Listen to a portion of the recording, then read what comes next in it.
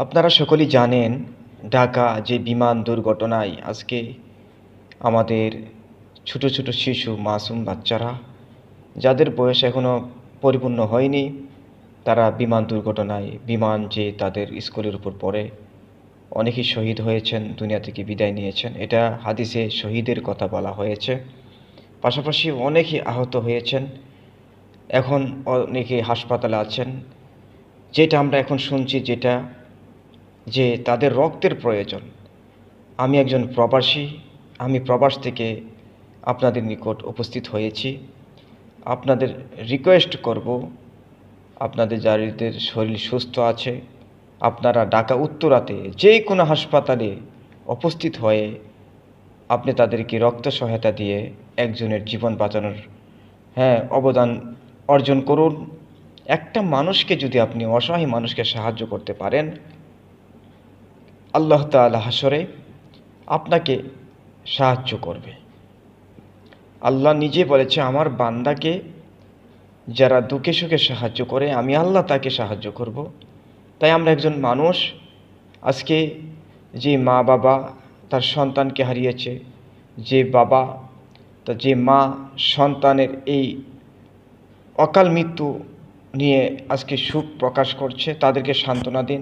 পাশাপাশি যারা এখন আহত হয়ে হাসপাতালে ভর্তি আছে এবং অনেকে রাস্তাঘাটে আছে, এখনও উদ্ধারের কাজ চালানো যাচ্ছে। তো এইভাবে সকলকে একে অপরকে সাহায্য করুন, রাস্তাঘাটে যেন কোনো বিঘ্নতা সৃষ্টি না হয়, যানজট সৃষ্টি না হয়। বিশেষ করে ঢাকা উত্তরাতে আসা যাওয়ার পথে এবং হাসপাতালের আশেপাশে কোথাও কি করবেন না, আপনারা যানজট সৃষ্টি করবেন না, বিশেষ করে অনুরোধ করছি আপনাদেরকে। আর যারা সুস্থ আছেন আপনাদের রক্ত দান করে এবং অনেকেই গরিব আছে তাদেরকে আর্থিক সহযোগিতা করুন। আমরা প্রবাসী যদি দেখি আমরা প্রবাস থেকে কিছু পারি কি না, তো আমরাও এখন চেষ্টা করব ইনশাআল্লাহ। আমি একটাই মেসেজ দেওয়ার জন্য আপনাদের নিকট অনুরোধ করছি, তা হচ্ছে তাদের পাশে থাকুন।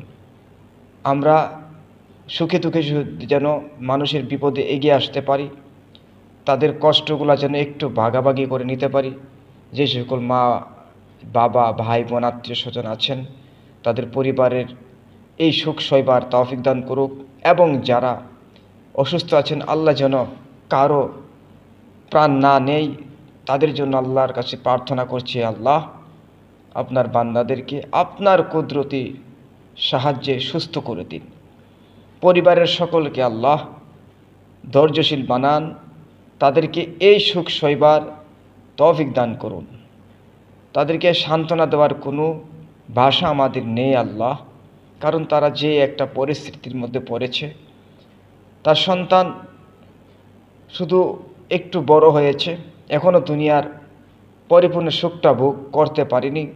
এমত অবস্থায় এখন আল্লাহ চাহেতো, আল্লাহ তোমার ইচ্ছা, এখন তাদের এরকম বড় বিপদ চলে আসছে।